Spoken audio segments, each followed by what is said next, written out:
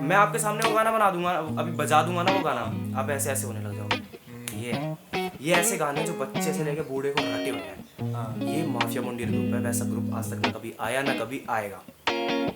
ये वो ग्रुप टूट गया बाद में, वो एक डिफरेंट कहानी है, वो आपको यूट्यूब पे मिल जाएगी, आप सर्च कर सकते हो। कल हिप हॉप कल्चर है, उसके अंदर जो आर्टिस्ट है वो अपनी कलम से कभी झूठी स्याही नहीं बहाते, वो हमेशा सच ही बोलते हैं।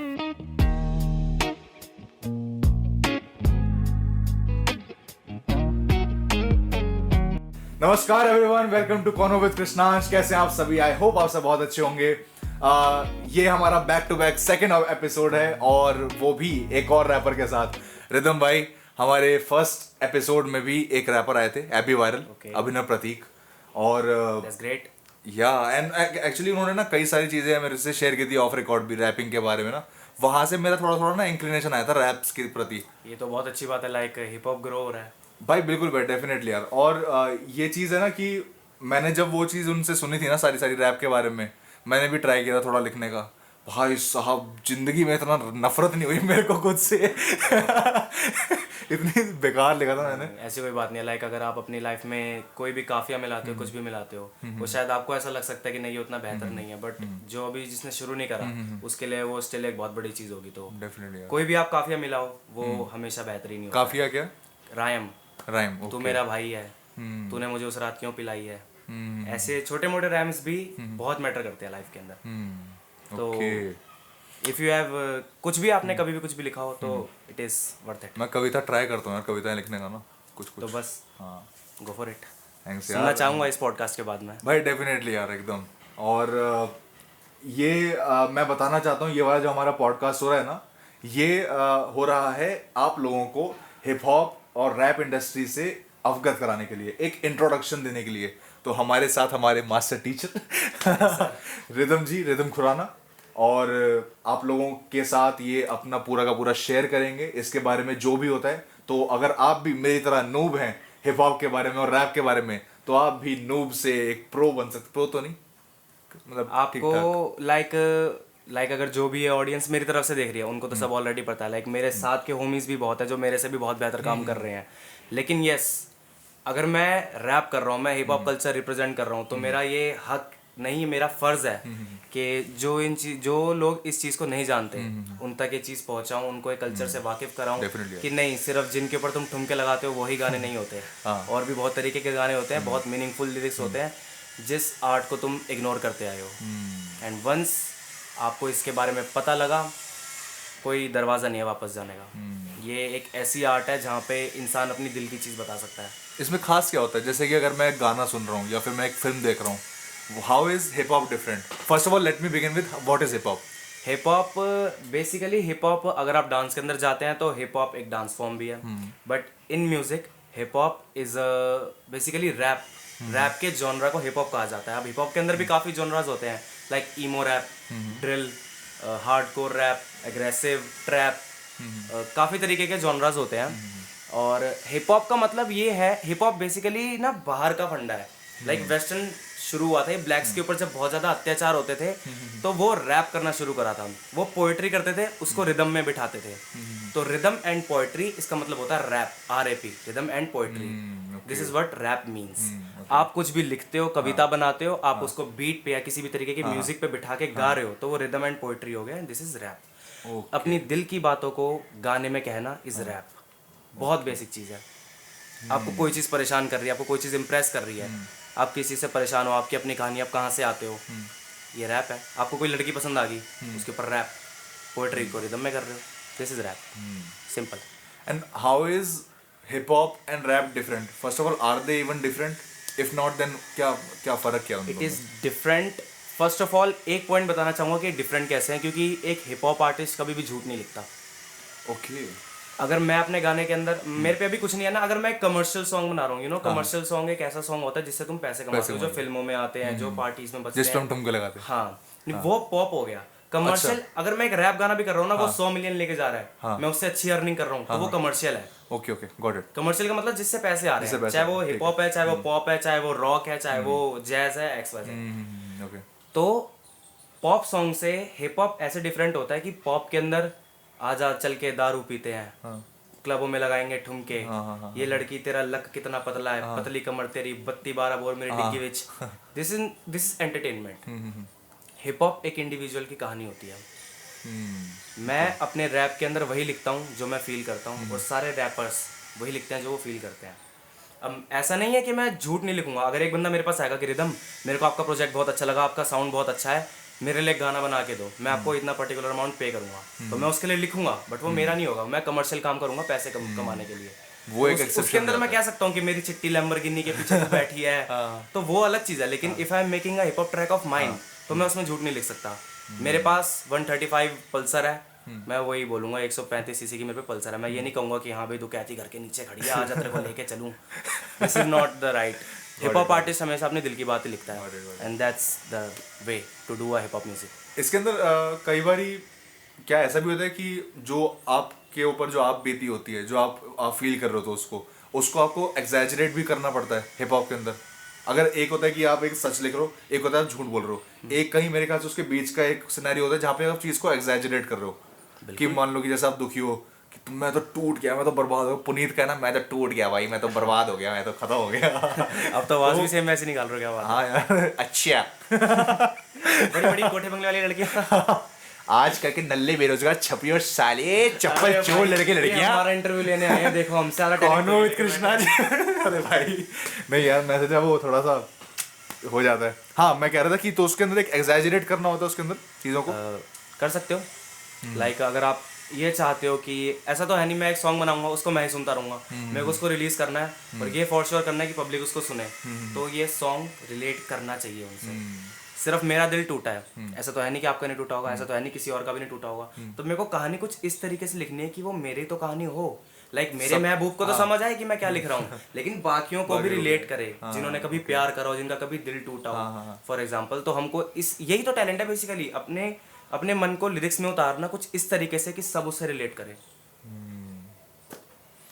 ओके यार, आप वैसे आपका जो शुरुआत कैसे हुई थी कि आपने कब सोचा कि भाई यार यही करना है मेरे को? 6th या 7th क्लास के अंदर।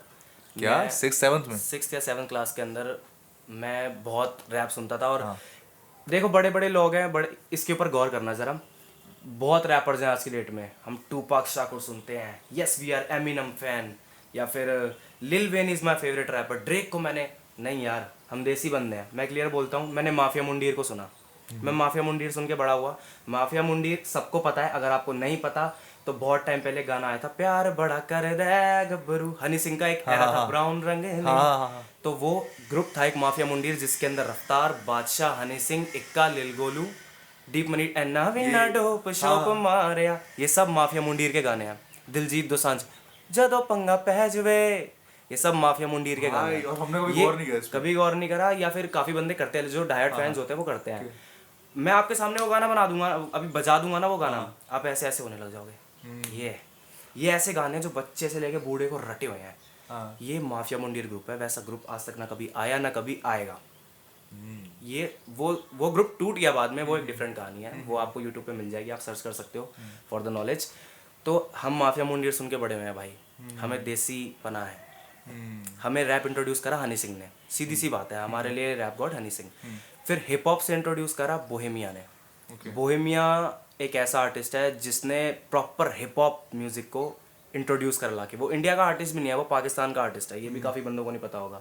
बोहेमिया गिप्पी ग्रेवाल बोहेमिया, ये पाकिस्तान का आर्टिस्ट है। इसका असली नाम इनका असली नाम है रॉजर डेविड।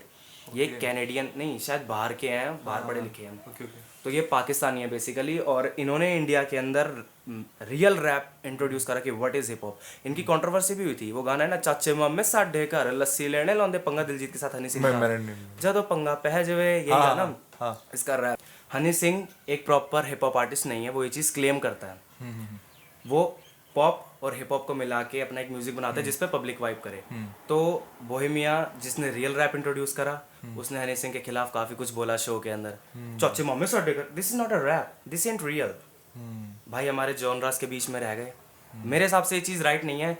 आप हिप हॉप बना रहे हो, आप पॉप बना रहे हो, आप कमर्शियल कर रहे हो, आप जैज बना रहे हो, आप रॉक कर रहे हो, ये जॉनरास के बीच में जो डिवाइड होके रह जाते हैं ना, वो फिर नीचे रह जाते हैं। मैं ये कहता हूँ मैं बस म्यूजिक बना रहा हूँ, अब मेरे को नहीं पता आज मैं एक पॉप सॉन्ग बना दूंगा, आज मैं एक रैप सॉन्ग बना दूंगा, आज मैं गायकी करना शुरू कर दूंगा, या आज मैं एक रॉक कर दूंगा, या आज मैं पॉप पंक टाइप बीट बना दूंगा। मैं बस एक म्यूजिक बनाऊंगा और मैं कोशिश करूंगा कि वो बंदों से रिलेट करे।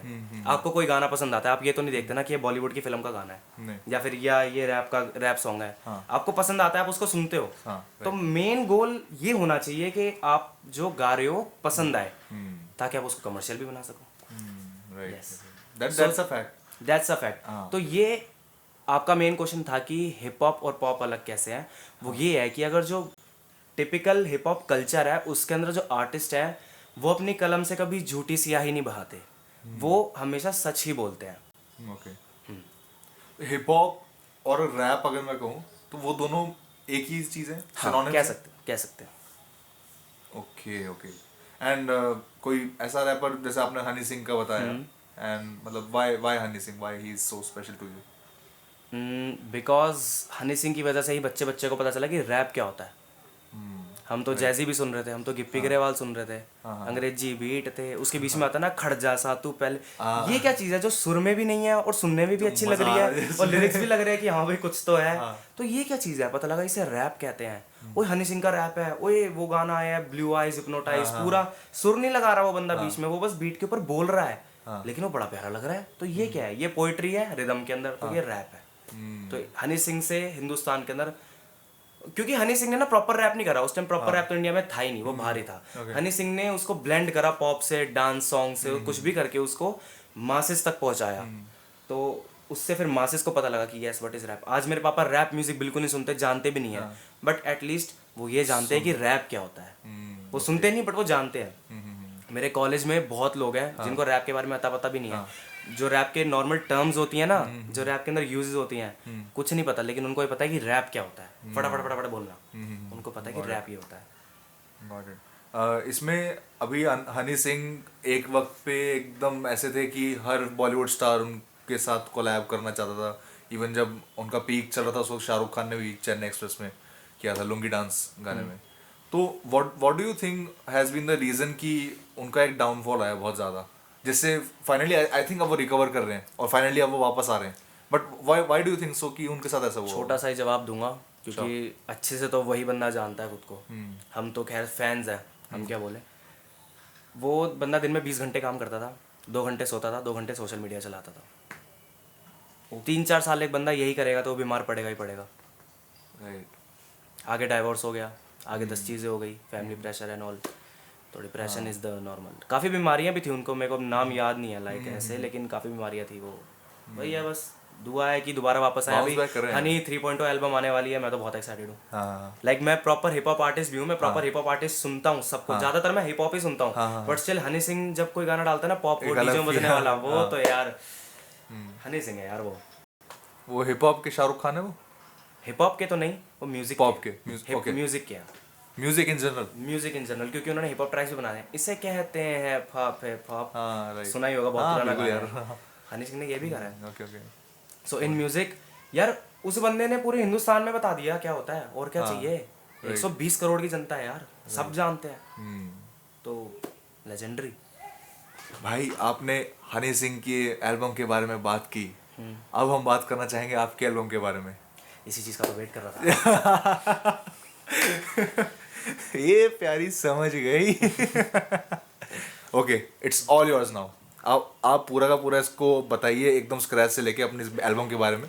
सो अभी कुछ ही दिनों में मेरा बर्थडे भी है और इस बर्थडे पे मैं एक नई एल्बम भी डालने वाला हूँ। उसके बारे में उस एल्बम के डलने के बाद बताऊंगा।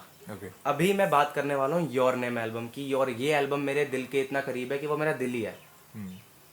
क्योंकि कुछ सालों पहले कुछ ऐसी चीज़ें मेरी लाइफ के अंदर हुई थी जिसके बारे में बताने के लिए कोई नहीं था मेरे पास। यार दोस्त तो होते ही हैं, सब कुछ ऐसे कोई बात नहीं, लेकिन स्टिल कुछ 3 AM थॉट्स होते हैं। तो एक म्यूजिशियन क्या ही करता है, उतार देता है। तो मैंने एक एल्बम बनाने की ऐसा सोची जो स्टोरी लाइन हो। उस एल्बम के अंदर 7 या 8 गाने हैं और पहले गाने से लेके एंड गाने तक वो एक स्टोरी लाइन है। लाइक पहले गाने के अंदर जो भी बताया गया देन उसके बाद वो कंटिन्यू दूसरे गाने के अंदर, तीसरे गाने के अंदर, और उसको कुछ इस तरीके से डिज़ाइन किया गया कि उसके अंदर कोलैब्स भी हैं, ये नहीं कि मैं भी हूँ। मेरा एक होमी सम्राट बहुत तगड़ा रैपर है, बहुत तगड़ा रैपर है, वो भी है। मेरी म्यूजिक टीचर जो स्कूल के अंदर थी, सिंगिंग करती हैं, मैंने उनको भी ऐड करा। Okay okay. और मेरा एक बहुत प्यारा भाई है धावर, उसको भी मैंने ऐड करा, वो भी पंजाबी सिंगर है, मूसे वाला टाइप, तो उसको भी मैंने ऐड करा। इन सब आर्टिस्ट को लाने के बाद मैंने कुछ ऐसा ब्लेंड करा कि एक स्टोरी लाइन कुछ गानों के अंदर बैठे। ऑब्वियसली बजट की वजह से मैं वीडियो नहीं बना पाया, क्योंकि आप नॉर्मल वीडियो तो शूट कर सकते हो लिपसिंग की, लेकिन जो होता है ना कि स्टोरी लाइन शूट करनी है तो उसके लिए तुम्हें वेब सीरीज की तरह काम करना पड़ता है। तो मैंने ऑडियो के अंदर ये करा और मैंने एल्बम निकाली, और मेरी उम्मीद थी कि लोगों को एल्बम पसंद आएगी, पर हुआ ऐसा कि एल्बम लोगों को बहुत ज़्यादा ही पसंद आ गई, कुछ ज़्यादा ही पसंद आ गई। लाइक मैं स्पॉटिफाई के स्टैट्स भी देखे, मैंने सब कुछ देखा। मैं कॉलेज के अंदर गया, अब बताता हुआ तो फेंकता हुआ ना लगूं, बट लिटरली इस एल्बम ने बहुत बहुत इम्पैक्ट डाला है, बहुत यार इम्पैक्ट डाला है। मैंने बताया था ना स्टार्टिंग में पॉडकास्ट के कि मैं पर मेरे को ये नहीं पता कि जिसको सुननी चाहिए थी उसने सुनी या नहीं सुनी। कोई नहीं भाई कोई नहीं इस पे तो हम क्या बताएं अब कंटिन्यू हाँ। Next next. बट एक्चुअली मैं क्या ना कि मैं ऐसा कह रहा था कि जब मैंने पॉडकास्ट की शुरुआत में आपको बताया कि मैं पहले किसी और के साथ प्लान कर रहा था, बट फिर मैं जब मेरी उस दिन आपसे बात हो रही थी ना इंस्टाग्राम पे, जी भाई। तो उस दिन मैंने देखा था कि आपके उस आईडी पे जाके कि यार सुनते हैं, चलो आज मैं तसल्ली से सुनते हैं, क्योंकि अभी तक मैंने तसल्ली से नहीं सुना था आपके रैप वगैरह। मैंने वो जो योर नेम वाले जितने कवर किए आपके सारे थे ना रैप वगैरह, मैंने वो सुने, और एक तो एबी वायरल से मिलने के बाद में मेरा ऐसा हो गया था कि भाई मैं ना प्रॉपरली रैप की तरफ ना मैं उनको सुनने लगा था। पहले मैं जब बीट सुनता था रैप की बस मैं यही करता था। अब फिर जब वो मेरे को लिरिक्स समझाना था एबी वायरल मेरे को समझाते थे, यस। तो उसके बाद में मैंने आपके जो लिरिक्स थे ना वो समझने शुरू किए। मैंने कहा भाई यार ये बंदा कुछ नॉर्मल नहीं है यार ये डेफिनेटली। और यार मैं दिल से बोलूँगा रिदम, आप बहुत ज़्यादा अंडररेटेड हो। और अंडररेटेड तो मैं क्या कहूँ, आप अभी अपने उस फेज में हो जो कि एक स्टार अपनी बिगिनिंग फेज में होता है। And I must say this, मैं आपको तिल के पहाड़ पे नहीं वो एकदम चढ़ाना चाह रहा, but what I am saying is कि you will definitely big words, thank you so much, big words. Definitely यार। And that's what I am saying कि वो लिरिक्स को जो फील करता हूँ ना मैं, and I must insist all of you guys यार कि मैं इसका डिस्क्रिप्शन में लिंक डालूंगा। आप लोग जो भी देख रहे हैं ना प्लीज जरूर जाके आप सुनिएगा your name. And getting on your name first of all rhythm, यार ये क्या एक कोइंसिडेंस है कि rhythm के ये साथ? मेरे पैदा होने के पहले ही या फिर लाइक पैदा होने पे ही डिसाइड हो गया था। हाँ मामा ने रखा नाम, मम्मी पापा को नहीं पता था, उन्होंने कहा नाम तो लड़के का रिदम ही रखना है, लड़की हो लड़का हो नाम रिदम ही रखना है। फिर सारा नामकरण का जो प्रोसेस होता है वो हुआ, जो हिंदू उसके अंदर होता है, लाइक हमारे रिलीजन में आर से निकला नाम भी, तो कह रहे तो सोने पे सुहागा हो गया, रिदम ही रख दो। बस फिर ऐसे की कोइंसिडेंस है लाइक भाई यही है यार। पता क्या, मैंने बहुत आर्टिस्ट देखे हैं लाइक जो अपना स्टेज नेम रखते हैं। अब रफ्तार है, उसका असली नाम है दिलिन नायर। ओके बादशाह है आदित्य प्रतीक सिंह सिसोदिया, राइट हनी सिंह, हृदय सिंह, सब अपना एक नाम ढूंढते हैं। मेरे को जरूरत नहीं पड़ी, राइट। रिदम। मैं वही क्योंकि मैं बहुत मेरे ज्यादा को कॉलेज के अंदर आते हैं लाइक अरे रिदम म्यूजिक स्पॉटिफाई, ये आप ही हो ना? हाँ, तो आपका असली नाम क्या है भैया? अबे रिदम ही है भाई। अरे झूठ कह रहे हो यार भैया, रिदम ही है, ले आधार कार्ड देख। नहीं मानते बंदे। तो यहाँ ये मैं ब्लेस्ड कह सकता हूँ कि म्यूजिक वाला ही नाम मिला, म्यूजिक वाला ही काम मिला भाई डेफिनेटली यार, ये एकदम ऐसा जो परफेक्ट अलाइनमेंट बैठा ना यूनिवर्स की तरफ से तुम्हारे लिए, बहुत औसम है। और मैं खुद भी पहले मुझे लग रहा था कि रिदम का कुछ नाम अलग होगा रिदम से, बट मेरी कल बात हुई थी भाई से, एंड जब मैंने ट्रू कॉलर पे देखा रिदम खुराना, मैं कहा ओके इंटरेस्टिंग चीज़ है यार, इस पे बढ़िया जो बात हो सकती है। यार एक मेरे को एक क्वेश्चन था जी बॉस। इसके बारे में कि what is underground? Underground is a type of music जो मासेस तक नहीं पहुंचा है अभी, आप कह सकते हैं। जैसे मैंने आपको बताया कि हिप हॉप एक ऐसी चीज है जहाँ पे बंदा अपने दिल की बातें लिखता है। अब अंडरग्राउंड के बारे में ना लोगों को ऐसा लगता है कि क्या है ये चीज, एक तेज बीट चलाओ, दूर दूर दूर दूर रैप कर दो, मैं वो, तू पागल, तेरे पास ये नहीं, मेरे पास Diss ये, करना है। वो डिस करना तो अलग चीज होगी, it's Okay. A part of culture. Okay okay सिर्फ यही रैप है, हाँ ये रैप का पार्ट है बॉस। रैप के अंदर आप, अब मैं कुछ बन गया, मैं अपने गाने के अंदर ऑब्वियसली बोल सकता हूँ कि मेरे पीछे 3 मुट्टे यार ने, नीचे मेरे थल्ले वड्डी वड्डी कार ने, जब मैं सक्सेसफुल हो जाऊंगा। अभी अगर मैं नहीं हूँ तो बेसिकली एक रैपर अपने गाने के अंदर अपने पेन की पावर को डिस्क्राइब करता है। कत्ल करे कलेश का कैडी कलम कलोल की, ये सब केस शुरू होते हैं कृष्णांश भाई। हाँ ओके। तो आप अपनी राइटिंग पावर को फ्लेक्स करते हो अंडरग्राउंड में। अंडरग्राउंड इज अ म्यूजिक, एक अंडरग्राउंड सॉन्ग के अंदर हाँ या एक हार्डकोर रैप सॉन्ग का एक मेन थीम यही होता है कि how you should flex your writing skills on those rappers who are getting the name and the fame जो वो डिजर्व नहीं करते। अब एक ऐसा लड़का है जिसको मेरे को पता है कि मैं उससे बहुत बेहतर काम कर रहा हूँ, लेकिन स्टिल वो अगर लाख व्यूज लेके बैठा है तो आप कह सकते हो कि लाइक तू बस व्यू छाप रहा है, you have nothing. Point of view ही तो है, अपने दिल की बात उतारना, पोएट्री को रिदम में करना, रैप अगेन। ये दूसरी इंडस्ट्रीज में जैसे कि अगर हम देखते हैं कि एक्टिंग में या फिर और भी कई जैसे जो भी इंडस्ट्रीज होती हैं, उनके अंदर मेरे ख्याल से ये चीज़ ज़्यादा प्रोमिनेंट नहीं देखी जाती। उसके अंदर एक चीज़ इसको एक नेगेटिव उसमें लिया जाता है कि अरे भाई तुम क्या जल रहा है तो उससे। तो क्या जलना और अंडरग्राउंड म्यूजिक में ये करना कि आप एक उसको बोल रहे हो, इज इट द सेम? दो ये क्वेश्चन थोड़ा नेगेटिव साउंड कर सकता है। ना नेगेटिव नहीं है, बिल्कुल मिसकंसेप्शंस है, बिल्कुल। जलना तो हम इसको नहीं बोलेंगे, बट एक बार को दिल में चिंगारी जरूर लगती है जब डिजर्विंग पर्सन नहीं पाता है और जो डिजर्व नहीं करता है वो ऐसे ऐसे नोट छाप रहा होता है। तो लगता तो है, राइट बिल्कुल लगता है। हाँ, एंड ये एक तरह से यार इंडस्ट्री का रूल है। हाँ। बहुत अंडररेटेड यार। मैं आपको अभी आपको मैं अपना एरिया घुमा दूंगा ना, आपको मैं इतने बेहतरीन आर्टिस्ट मिला दूंगा जो मतलब ऐसे ऐसे काम कर रहे होंगे, जो जोमेटो पे जॉब कर रहे होंगे, अमेजोन में जॉब कर रहे होंगे। आप अपने पिज्जा के लिए गेट खोलोगे, वो बोलेगा ये लो सर आपका पिज्जा, पेमेंट दे दो। आपको पता भी नहीं होगा कि वो बंदा एक ऐसा आर्टिस्ट है जो बहुत ही फाड़ है। हाँ राइट, ये सच है दुनिया का। मेरा एक एक्सपीरियंस हुआ था कि मैं एक बार कॉलेज जा रहा था, तो मेरे ऑटो वाले भैया थे, तो वही वो पूछे थे कि आप क्यों आ रहे हो आज। तो मैंने बोला मेरा थिएटर का प्रैक्टिस है। कह रहे आप थिएटर करते हो? मैंने कहा हाँ। तो वो बता रहे थे कि यार मैं भी सिंगिंग करता हूँ। मैंने कहा अच्छा। तो कहते हैं कि मैं भोजपुरी उसमें गानों में सिंगिंग करता हूँ। तो भोजपुरी तो मेरे को इतना नहीं आता था, बट उन्होंने सुनाया भाई, इतने खतरनाक गाया था ना उन्होंने। लिटरली मैं उनके साथ बैठा भाई, मैं यार, और मेरे को उस वक्त ये चीज़ मेरे को पहली बार पिंच की थी कि यार ये तो बड़ी अजीब सी चीज़ चल रही है कि these people are not getting the fame they deserve. और कहीं ना कहीं मैं when I talked about the other industries, it was like कि शायद हम दूसरी इंडस्ट्रीज के अंदर ना इस चीज़ को लेकर ज़्यादा वोकल नहीं हो पाते हैं। If someone is a better actor than me for example, तो मैं ये चीज़ उसको बोल नहीं पाऊंगा अपनी उसमें शॉर्ट फिल्म्स वगैरह जो भी मैं बनाऊँ अगर उसमें बोल नहीं पाऊंगा। बट आई थिंक ये जो रैप है, ये जो हिप हॉप है, ये आपको एक रूम देता है, एक स्पेस देता है वो चीज़ करने के लिए, प्रॉपर है ना, वो एक वोकल देने के लिए, राइट?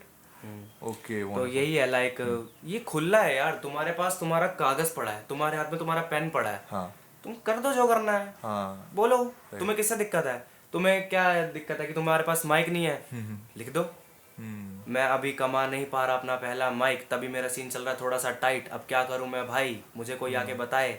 लिखो यार, शुरुआत तो करो। लाइक अगर कोई रैपर बनना भी नहीं चाहता ना, स्टिल राइटिंग उसके लिए एक बहुत ही बड़ा स्ट्रेस बस्टर बन सकता है। हाँ राइट, बिल्कुल। मेरी एल्बम का गाना है सबसे आखिरी गाना, जहाँ पे पूरी स्टोरी लाइन खत्म हो रही है। जिंदगी है उस गाने का नाम। उस गाने की एंडिंग कुछ ऐसी है कि शुक्र है इस हुनर का शुक्र जो लिख के उतर जाते हैं मेरे हैं सारे स्ट्रेस, ना करता मैं जानबूझ के कुछ, अपने आप ही सब हो जाता मेस। जब बातें यही अपने यारों के साथ मैं करता confess, I think I am blessed, मैं खा के गाली चार फील करता फ्रेश।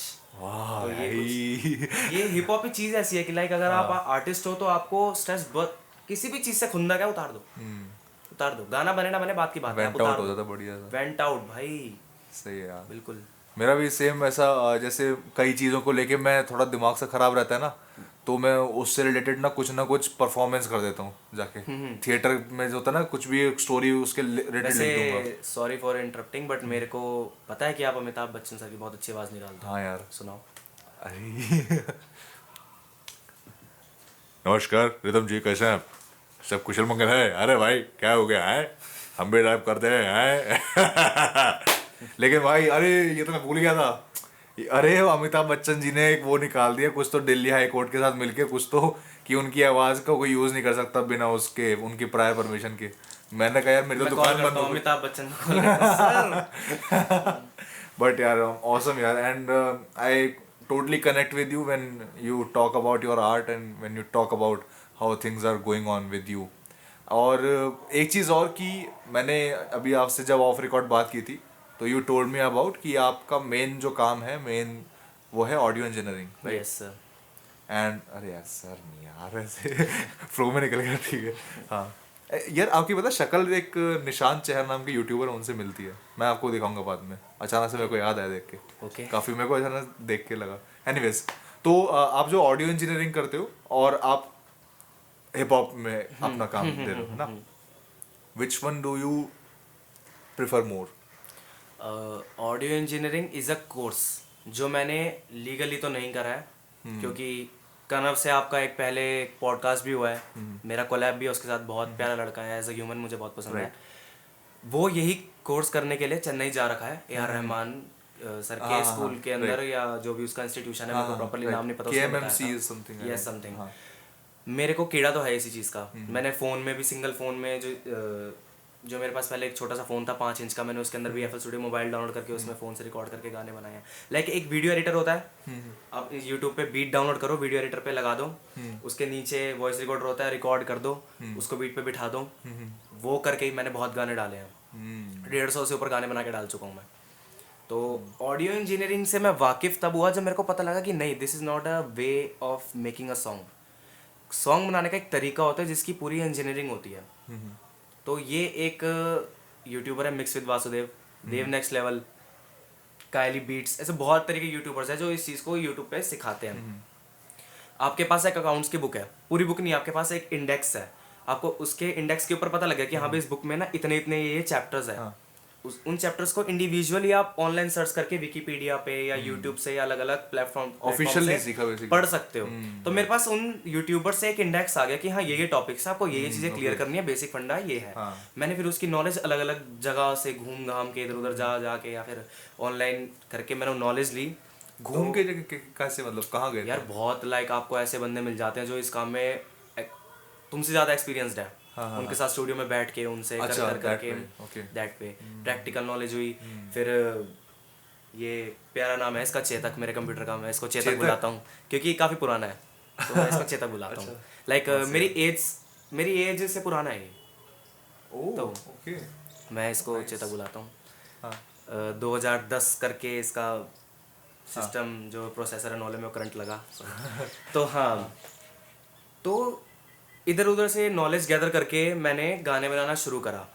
मेरे को क्वालिफिकेशन के लिए एक डिग्री नहीं मिली कि हाँ भाई आपकी ऑडियो इंजीनियरिंग कंप्लीट हो चुकी है, या फिर आपकी म्यूजिक प्रोडक्शन का कोर्स, आपका mix and mastering. Audio engineering तो फिर भी बहुत बड़ा वर्ड हो जाता है, वो पूरी साउंड हो जाता है कि आपको ये चीज़ आ गई है। मेरे को जो डिग्री मिली या जो मेरे को सेटिस्फेक्शन मिली, वो मुझे मिली मेरे साउंड से। जब मेरे बनाए गाने लोगों को पसंद आने लगे, मेरे बनाए गाने मुझे लगने लगा कि हाँ यार ये क्या फाड़ क्वालिटी है, वोकल्स कितने क्रिस्पी आ रहे हैं, पीछे बीट कितनी प्यारी बनाई है, एकदम तूने ड्रम्स के अंदर स्नेयर रोल लगा दे, या क्या रिवर्ब डाला पियानो पे, क्या मेलोडी बनाई है। तब मेरे को ऐसा लगा कि ना, आई एम ग्रोइंग, यस।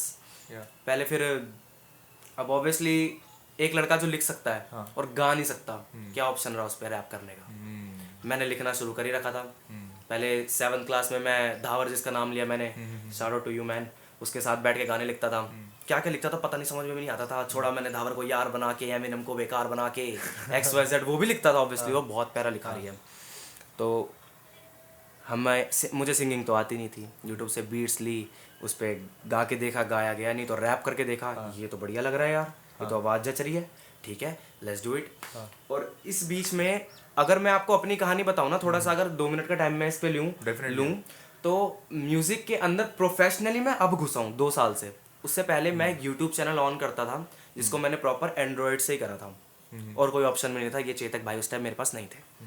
तो एक गेमिंग चैनल था, उस गेमिंग चैनल को मैंने रन करा, चलाया। जब मुझे पता लगा कि यस मेरे 10,000 सब्सक्राइबर्स हो गए हैं, और लाइक वीडियो में डाल रहा हूँ तो 1 घंटे में 1,000 व्यू भी आ रहे हैं, इतने लाइक्स भी आ रहे हैं, चल रहा है चैनल, तो मैंने वही चीज़ें और करनी शुरू कर दी। PUBG गेम बहुत चल रही थी उस टाइम पे, लॉकडाउन के टाइम पे। मैंने एक सीरीज़ बना दी PUBG लोलगिरी, कुछ भी करो। मैं वेला जाके बंदों से मजे लेता था। वो सीरीज़ इतनी चली, उस सीरीज़ के 56 पार्ट तक निकला, 10-10 मिनट का मोमेंट्स, फनी मोमेंट्स। मेरा चैनल 76,000 पे पहुंचा, 76,000 अपने सब्सक्राइबर्स। फिर किसी रीज़न से वो चैनल बंद हो गया, मैंने बंद कर दिया। Due to personal reasons. मेरे Okay, okay. फादर का भी शायद था कि मेरे बोर्ड्स आ गए थे तो फ़ोन मेरे पास नहीं था उस टाइम पे। Okay. तब मैंने 3-4 महीना कुछ डाला नहीं तो पब्लिक डेड हो गई। या Okay, काफ़ी got up and it. Downs Yeah. थे। फिर मैं दोबारा भी ट्राई करा, दोबारा भी मेरे को मज़ा नहीं आ रहा था। मैं पब्लिक के लिए वीडियो बना रहा था, मुझे खुद से मज़ा नहीं आ रहा था वीडियो बनाने में, तो मैंने कहा छोड़ यार, वो मोमेंटम खराब हो गया था ना। फिर नहीं करना। अब क्या करें, वेला बैठा, फिर कुछ नहीं करा। फिर वही गाना बनाने की ट्राई करी, इंस्टाग्राम पे डाला, सबको पसंद आया। मैं कहा ठीक है, हम ये चीज़ कर सकते हैं। इसी बीच एक बहुत ज़रूरी चीज़ हुई जिसने हिप हॉप को ना यूं कर दिया इंडिया के अंदर। जिस बच्चे को पता भी नहीं था ना कि रैप क्या होता है, रैप के नाम पे वो डोप शॉप के बीच वाला चक्को चक्को चक्को फर्स्ट हैंड नहीं हो, उन्हें वो रैप लगता था। उनको पता लगा कि what is real rap. Emiway और रफ्तार की बीफ हो गई। What is beef? बीफ मतलब एक दूसरे लड़ाई से हो गई। गिला शिकवा होना और उसको ट्रैक्स के जरिए बयां करना। हाँ, ओके, गॉट इट। तो रफ्तार सर ने अपने एक इंटरव्यू के अंदर बोला, एक पॉडकास्ट के अंदर बोल दिया कि एमी वे जो है अपना लगा हुआ है, वो अर्न नहीं कर पा रहा। उनका इंटेंशन नहीं था, उनको बस एक बताना था कि अंडररेटेड आर्टिस्ट है, वो अर्न नहीं कर पा रहे।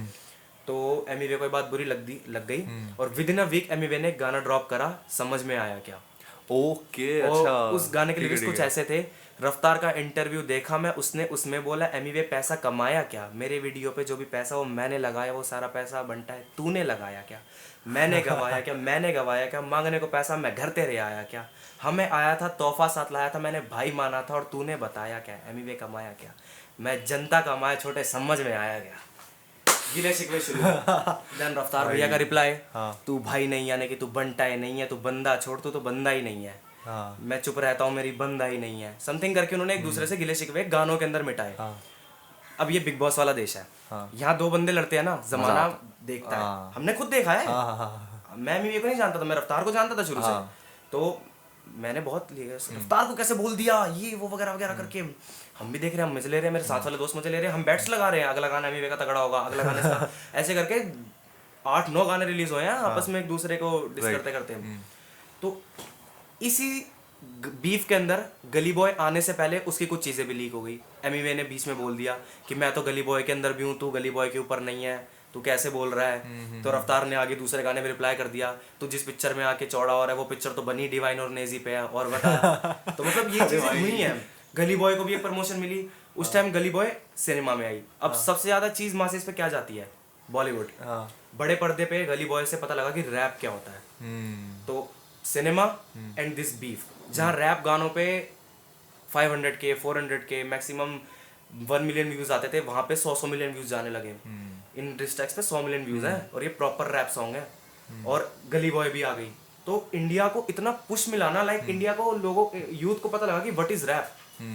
तो मेरे को भी बहुत नॉलेज मिली और पता लगा कि हाँ भाई ऐसे करते हैं ये वो। फिर दुनिया भर की रील्स देखी, लिखना शुरू करा, गाने बनाने शुरू करे फ़ोन पे। 2 साल तो नहीं, 1 साल लॉकडाउन में मैंने फ़ोन पे गाने बनाए, लोगों को भी पसंद आया। पहला गाना था शुरुआत मेरा, मैंने शुरुआत से करी थी। तो फिर ऐसे धीरे धीरे करके पता लगा दिस इज़ द प्रोसेस। हमको एक सॉफ्टवेयर इंस्टॉल करना पड़ेगा, हमको एक माइक लेना पड़ेगा, एक फैंटम पावर होती है उसमें कनेक्ट करना पड़ता है माइक, एक ये प्रॉपर ऐसे मेरे को पता लगा। देन काम करा, 2-3 और बंदे जोड़े अब नॉलेज वाले अपने साथ। तो ऐसे करते करते अभी मैं ये कह सकता हूँ कि मेरे साउंड के अंदर बेशक अगर किसी को गाना पसंद ना आए ना, तो ये रीज़न हो सकता है कि उसको वो जॉनरा नहीं पसंद, या उसको मेरे लिरिक्स में वो दम नहीं लगा, या उसको मेरे म्यूजिक में वो दम नहीं लगा। लेकिन मैं इस चीज़ से पूरा कॉन्फिडेंट हूँ कि जो मेरी ऑडियो है ना उसकी क्वालिटी होगी, क्योंकि मैं वो करते करते क्वालिटी वाली ऑडियो बनानी तो आ गई। अगर मेरे से क्वालिटी वाली ऑडियो नहीं बनेगी तो मैं वो गाना रिलीज़ नहीं करूँगा। मेरे रिसाइकल बिन के अंदर 1500 या 1600 पड़े हैं, ऐसे 1500 या 1600 गाने पड़े हैं, मैं बता रहा हूँ आपको, चौक ना मत। क्या? हाँ, 1500 या 1600 गाने पड़े हैं अरे भाई, जो क्वालिटी के नहीं है, इसलिए डले नहीं हुए भाई खतरनाक यार। क्या मतलब आपका काम जो होता है वो म्यूजिक कंपोजर टाइप का ही होता है वो काम, या फिर उससे कुछ अलग है? मैं यार नूब हूँ, अगर कुछ ऐसा सवाल लगे ना तो म्यूजिक कंपोजर एक होता है कि एक लिरिक्स को किस तरीके से गाना है, उसे कहते हैं कंपोज करना। लाइक मैंने एक लिख दी, कृष्णांश मेरे साथ आया करने पॉडकास्ट, पहले था मेरा दोस्त पर अब बन गया मेरा दोस्त खास, और मैंने ये लाइन बोल दी, ठीक है। अब इसको मैं गाऊं कैसे, कृष्णांश तो आया मेरे साथ करने पॉडकास्ट, पहले था दोस्त अब बन गया दोस्त खास। तो इसको कंपोज करना, this is known as composition. आप कंपोज कैसे करें अपने लिरिक्स को। अब इस बीट को बनाना वो आपका काम है? हाँ, वो बना मेरा काम है। चाहे मैं उसको अलग अलग भी कर सकता हूँ लाइक अगर आप ओल्ड स्कूल बीट पे बिठाओ तो old school beat is like, अगर आप ड्रिल बीट करो ये होती है। अब एक डीजे बीट, किस तरीके के म्यूजिक पे किस तरीके से कंपोजिशन करना है कि वो आपस में कॉम्प्लीमेंट करें और वो ऑडियंस को पसंद आए। खतरनाक आदमी है ये। भाई मेरा मजा आ गया यार, यार एक बार फिर से करो यार, थोड़ा माइक के पास आ गया, एक बार मजा आ गया यार। कैसा बताओ कुछ गा के वो बताओ। डीजे वाला करो यार, जो अभी डीजे।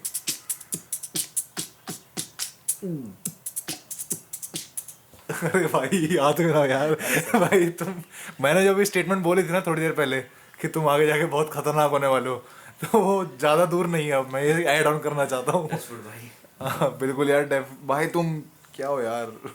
मजा आ गया भाई डेफिनेटली। एंड ये चीजें होने के बाद we are moving towards the end of this podcast, but मेरे कुछ छोटे मोटे और सवाल है, नूब वाले वही, ठीक है? ऑब्वियसली आप पूछो। हाँ आपको आपके जरिए बहुतों के क्लियर होंगे। यार डेफिनेटली, क्योंकि मेरे को लगता है कि बहुत लोग अभी ऐसे हैं मेरे जैसे ही, मेरे कई दोस्त वगैरह हैं, तो वो बस वही सुनते हैं कि अच्छा। तो कुछ प्रोमिनेंट नाम है, दो सबसे बड़े जो हम सब जानते हैं, बच्चा बच्चा जानता है, हनी सिंह और बादशाह। व्हाट आर योर व्यूज की, मतलब I would just like to ask you this very frankly, आपको इन दोनों में से बेटर कौन लगते हैं? एंड ये मेरा पर्सनल ओपिनियन है, हो सकता है कि मैं गलत भी हूँ, हो सकता है कुछ फैंस नाराज हो जाए, बट ये मेरा पर्सनल ओपिनियन है कि बादशाह ओवररेटेड है। इसका जवाब तो नहीं है कि ओवररेटेड नहीं है। Okay Honey Singh only make commercial music, only make pop music, या ऐसा गाना जो कमर्शियली मासेस पे जाए। हनी सिंह अंडरग्राउंड म्यूजिक नहीं करता। अब बादशाह दोनों चीज़ें करता है। आपने बादशाह का सुना है मर्सी गाना, मर्सी ऑन मी, सबने सुना है। आपने बादशाह का सुना है वो बटरफ्लाई वाला, कौन सा गाना था, कमर पे तेरी बटरफ्लाई। हाँ हाँ हाँ बादशाह का ही गाना जो मूवीज में आते हैं, काला चश्मा जचदा है, जो डीजेस पे बजे हैं, जो शादियों में बजे हैं, बादशाह के वो गाने सबने सुने हैं। और हनी सिंह के भी वो गाने सबने सुने हैं। लेकिन बादशाह की एक ऐसी साइड भी है जो अंडरग्राउंड म्यूजिक रिप्रेजेंट करती है, जो हिप हॉप जो हमने नहीं सुनी अभी तक। जो मैं नाम लेता हूँ, इल्जाम, नो, थेरेपी, 3M सेशन, पूरी एल्बम, ये सब बादशाह के। ये सब बादशाह के ऐसे गाने हैं जो हिप हॉप लिसनर्स सुनते हैं, जिसके अंदर बादशाह। अब यार एक बात बताओ, बादशाह ह्यूमन बीइंग कैसा है वो ये हिप हॉप गानों में बताएगा, क्योंकि हिप हॉप आर्टिस्ट, मैंने क्या बोला था, झूठ नहीं लिखता। सुनने में आया है कि बादशाह का भी अभी डाइवोर्स हुआ है।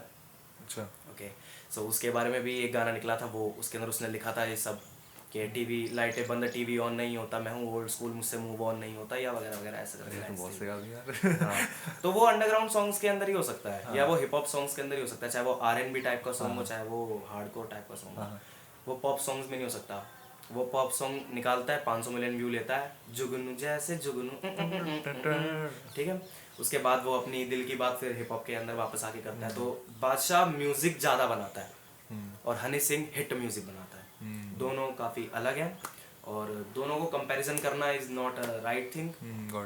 और अगर मैं ज़्यादा किसे सुनता हूँ देखा जाए तो मैं बादशाह का नाम लूँगा, क्योंकि मैं हिप हॉप म्यूज़िक ज़्यादा सुनता हूँ और hip hop music Honey Singh नहीं बनाता, बादशाह बनाता है। बाकी हनी सिंह के गाने तो मुंह जुबानी रटे हुए हैं, उनके बाद तो कुछ बोलने की जरूरत ही नहीं है यार। मेरे से ज़्यादा तो ये यही सब जानते होंगे हनी सिंह के बारे में जो देख रहे हैं। राइट, मुझे यार इसके बारे में जरा बताना, ये जो मतलब ऑफ रिकॉर्ड ना मेरे को सेंड करना यार, इसके जो हिप हॉप जहाँ भी सुनते अभी बैठ के सुनाऊंगा आपको। हाँ डेफिनेटली यार, और मेरे को मन सा करके। और आई थिंक ये जो चीज़ मैंने कही अभी कि वो ओवररेटेड है, I think it's more like, क्योंकि मैं अभी ज़्यादा एक्सपोज नहीं हूँ उनके गानों के लिए, और मैंने वही सुने जो मेन स्ट्रीम में आते, right? That might be reason. अब मेन आर्टिस्ट के अंदर ना ये होना चाहिए कि वो एक ही तरीके का काम ना करे। जैसे अब काफ़ी ऐसा नाम है, कृष्ण, जैसे माफिया मुंडीर के बारे में बताया, अभी एक लेजेंडरी ग्रुप चल रहा है कलमकार नाम का, जिसका ओनर रफ्तार है। ओके, उसने मतलब एक ऐसे बहुत ऐसे रैंडमली बंदों को पिक करा जो टैलेंटेड है। देहरादून से कैप उठा लिया कर्मा, गुड़गांव से कैप उठा लिया कृष्णा, $KR मालूम है ना हमें, वैसे उसकी भी बीफ हुई है अभी, वो मचाएंगे ऐसे करके वो गाने हैं, डिस्ट्रैक्ट निकले हैं, वो भी बहुत पुश दे रहे हैं, 32 मिलियन ले रहे हैं वो सब गाने। मैं तो कह रहा हूँ और लड़ो ना और डिस्ट्रैक्ट करो, मेरे से भी आके बीफ करो, मैं भी लड़ूंगा। फायदा किसका हो रहा है? हिप हॉप कल्चर का। वैसे रैप गाने नहीं सुनेगा कोई, लेकिन जब रैप गाने के अंदर वो बोलते हैं ना बंटे को लगे ली भूख चुप तेरी माई, तो ये गाली सुनने के लिए या इसको एंटरटेनमेंट सुनने के लिए बहुत पब्लिक आती है। आज कृष्णा क्या कर रहा है, कृष्णा तो चिल बैठ के अपना बियर के सिप ले रहा होगा, एमी क्या कर रहा है, वो अपना सूखा कर रहा होगा, पैसे दोनों कमा रहे हैं बीफ से। इंडिया में हिप हॉप बढ़ रहा है, दो बंदों के लड़ने पे इतना फायदा हो रहा है तो लड़ो भाई, आ जाओ, कौन मेरे से भी कौन लड़ रहा हो। ये जबरदस्ती की बीफ भी कराते हैं क्या कुछ हाँ लोग? ऐसा हो सकता है कि लाइक अगर आप एक मार्केटिंग स्ट्रेटेजी, एमवीवे को कोई नहीं जानता था रफ्तार की बीफ से पहले, कोई नहीं तो नहीं बोलूंगा, चंद उसके थे भी लिसनर्स, बट मैं तो नहीं जानता था। रफ्तार से उसने लड़ाई करी, पुश मिला तो नाम में आ गया, आज उसके 18 मिलियन सब्सक्राइबर है। तो होता है। अब मेरा पॉइंट ये था कि आर्टिस्ट को वर्सटाइल होना चाहिए। अभी राइट नाउ जो अगर आप पूछोगे तो मैं आपको बताऊं कि जो मेरा मेन है ना, मैं मार्केटिंग स्ट्रेटेजीज के बारे में इतना नहीं सोचता। मेरा होमी है सम्राट, वो इन चीज़ों के बारे में बहुत सोचता है, कहाँ से प्रमोशन कराना है, कहाँ पे शूट करना है। मेरा ना प्रॉपर टाइम जाता है ऑडियो तैयार करने के अंदर, इस डेस्क पे, इस चेयर पे कैसे एक ऑडियो बनानी है। अब बैठे कभी पॉप पंक बना दिया, कभी जैज गाना बना दिया, कभी सैड रैप सॉन्ग बना दिया, या कभी हार्डकोर बना दिया, मूड पे डिपेंड है। मैं म्यूज़िक की क्वालिटी पे ध्यान देता हूँ सबसे ज़्यादा। मेरा गाना कितने, अब मैंने लेटेस्ट गाना डाला अपना, मेरे को पता है उस गाने ने 1000 व्यूज़ पार नहीं करने हैं जब तक मैं पैसा ना लगाऊं या प्रमोशन ना लगाऊं। प्रमोशन लगाऊंगा तो वो पहुंच ही जाएगा ऑब्वियसली, वो तो सबसे ईजी वे है। ऑर्गेनिक अभी उसने नहीं पार करने, लेकिन मैंने फिर भी डाला। क्यों डाला मैंने? क्योंकि मेरे को पता है जो 500 बंदे सुनने वाले, जो मुझे कॉलेज में आके अगले दिन हाथ मिलाएंगे कि एकदम भाई गाना सुना मजा आ गया, उनके लिए डाला मैंने अपने लिए डाला। म्यूजिक एक ऐसी चीज़ है जो हील कर देती है यार। मैं हूँ, कितनों को होते देखा है आंखों के सामने, देख भी रहा हूँ इन दिनों जो प्रोसेस चल रहा है जिनका। सो म्यूजिक बहुत पावरफुल चीज़ है यार। एक आर्टिस्ट को कोशिश, जो भी आर्टिस्ट है या करना चाह रहा है या कर भी रहा है, या शायद मेरे से भी काफ़ी ऊपर लेवल का है, मैं ये बताना चाहूँगा कि एक ही तरीके का काम ना करो यार। अगर आप रैप कर रहे हो ना, मैं रैपर हूँ, मुझे सिंगिंग नहीं आती भाई, अभी अगर मेरे को गलती से बोल देगा ना कुछ गा के सुनाओ, मैं गा के नहीं सुना पाऊंगा, मैं मना कर दूंगा या कट करवा दूंगा एडिटिंग में, गा नहीं सकता मैं। लेकिन स्टिल मैंने कुछ ऐसे गाने निकाले जिनके अंदर मैंने सिंगिंग करी है। वो मैंने कैसे करी, 100 टेक्स लिए हैं, ऑटो ट्यून यूज़ करा है, खुला बोल रहा हूँ भाई। साउंड अच्छा आना चाहिए, पर्पस ये है कि साउंड अच्छा है, सामने वाले को तुम्हारा गाना अट्रैक्ट करे। तो नया अच्छा साउंड बनाने की कोशिश करो कि सामने वाला बंदा रिलेट करे। अगर ऑडियंस रिलेट कर गई तो फिर वो चीज़ उठने से कोई नहीं रोक सकता, कोई भी नहीं रोक सकता। बाकी मार्केटिंग स्ट्रेटेजीज तो दुनिया भर की हैं। रील पे चलवा लो गाना, वैसे 100 मिलियन हो जाएंगे। रील पे जो गाना चल गया वो तो हिट ही है। सही तरीका देख लो, एकदम से पैसे लगा के हिट हो जाओ, या फिर आराम आराम से रिलेटेबल चीज़ बना के हिट हो, वो तुम्हारे पे डिपेंड है। बट ये है कि जो एकदम से हिट होता है उसको गिरने से भी टाइम नहीं लगता। करेक्ट, डिसीजन आर्टिस्ट का है। हाँ, तब किस में कितनी कला वो खुद जाने। ये चीज़ आपने बहुत अच्छी बोली, जो आपने बोला ना कि ये एकदम जो ओवरनाइट सक्सेस होती है ना, वो कभी भी लॉन्ग लास्ट नहीं करती। और मैं बिल्कुल, इतने लोगों को मैंने इनकी वो चीज़ जर्नी ऑब्जर्व की है, सस्टेन वही कर पाते वो वहाँ तक जहाँ जिसने एकदम स्टेप बाय स्टेप वो वहाँ पर सीढ़ियाँ चढ़ के गया होगा। और एक चीज़ और आपने जो कही कि जब आपको व्यूज़ की परवाह नहीं होती है, जब आप इस तरह के कुछ बना रहे होते हो, जैसे कि मैंने भी जिस चैनल पे ये होपफुली अपलोड होगा, उस चैनल पे मैंने पहले कुछ काम किए थे। जैसे कि मैं कुछ कॉमेडी किया करता था, या फिर मैंने देखी है वीडियोस। हाँ, मैं एक्चुअली ना, मेरे को जब मैं वो कॉमेडी करता था ना, तो वो वीडियोस ना मैं पर्सनली देख के मैं ऐसा होता था, मैं से अच्छा ठीक है, अच्छा हाँ, मेरे को जब खुद हंसी नहीं आ रही, जब मैं खुद एंजॉय नहीं कर रहा, हाउ कैन आई एक्सपेक्ट कि वो जो 500-600 लोग देखेंगे वो मज़े लेंगे उसके, वो उसको मज़ा आएगा उनको देखते हुए, राइट। तो मैंने जब ये पॉडकास्टिंग शुरू किया है ना, अब जब से, और मैं जेन्युइनली बताऊं, अभी जब मेरा एबी वायरल के साथ जो मेरा पॉडकास्ट आया था, यार वो पॉडकास्ट वैसे मैंने देखा नहीं है, मैं देखना चाहूंगा उसको। लाइक यार डेफिनेटली यार देखना। उसमें एक्चुअली क्या है, ऑडियो वीडियो क्वालिटी कुछ थोड़ा सही नहीं थी। हम लोग ऋषिकेश में थे, तो एबी भैया ने बोला कि यार आजा भाई बनाते हैं ऐसी पॉडकास्ट। तो कुछ स्टैंड वैंड इतना कुछ भी नहीं था हमारे पास, बट ऐसे ही वो 2 लोगों को पकड़ा दिया फ़ोन कि भाई ऐसे बस बैठे रहो, रिकॉर्ड कर लो। तो ऐसे करके हमने शुरू कर लिया था। बट मतलब वही था उसकी वजह से ना, कि मैंने फिर जब वो बनाया ना, उसके ऊपर भी अभी मेरे 250-300 व्यूज़ ही होंगे मेरे ख्याल से। लेकिन मेरे को उससे ना अब मेरे को बुरा नहीं लग रही वो चीज़। पहले वो चीज़ खटकती थी मेरे को उस टाइम पे, यार व्यूज़ नहीं आ रहे यार, 600-700 व्यूज़ हुए बस अभी तक। लेकिन अब नहीं खटकती वो चीज़। अब मेरे को, अब मैं आपसे बात करी, आज मैं इस पॉडकास्ट का शुरुआत से पहले मैं रैप और वगैरह के इन सब चीज़ों के बारे में बहुत कम जानता था यार। अभी भी इतना ज़्यादा नहीं जानता हूँ, लेकिन मैं इस लेवल तक आ चुका हूँ कि हाँ, अब मेरा मन बन रहा है कि जिस बादशाह को मैं सोचता था, हाँ, जिस बादशाह को मैं सोचता था कि यार नहीं यार ऐसा, मतलब ये तो बहुत ओवररेटेड है और ये तो बस मेन स्ट्रीम बनाते हैं कमर्शियल टाइप में, अब मैं सुनूंगा उनको जाके आज, है ना. So these things are making me more incline towards rap and towards hip hop. I am sure कि हमारे जो व्यूअर्स हैं उनके साथ भी ये एक्सपीरियंस हो रहा होगा. रिदम भाई यार बहुत मजा आया है पॉडकास्ट करके. आप लोगों को पसंद आया होगा, आई एम श्योर. इसको लाइक कीजिएगा, पसंद नहीं आया तो डिसलाइक कर दीजिएगा, कोई बात नहीं. एंड एल्गोरिथम को पता लगना चाहिए चीज कैसी है. एल्गोरिथम को बिल्कुल पता नहीं है, एकदम ब्लेटेंट और ऑनेस्ट रहेंगे हम अपनी रिदम पूरी को भी पता जर्नी. लगनी चाहिए कैसी चीज है. कमेंट डाउन करो क्या पार्ट पसंद आया और क्या चीज गलत लगी मेरी तरफ से, तो वो भी मैं करेक्ट करूंगा. माफी उसके लिए.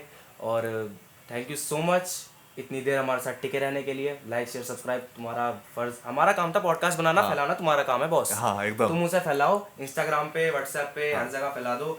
और जो भी मोटिवेशन वाली क्लिप थी ना, मेरे को पता है बहुत क्रिएटर्स के मन में आएगा. अपने पापा को वही वाली कट करके भेज दूंगा ताकि पापा सपोर्ट करने लगे. बिल्कुल यार, ये तो बनाओ, ये तो हमारे लिए और अच्छा है भाई. हाँ करो करो, कट करके भेजो. सही है, अच्छी बात है. Okay, so thank you, bye bye, take care, love you. Bye.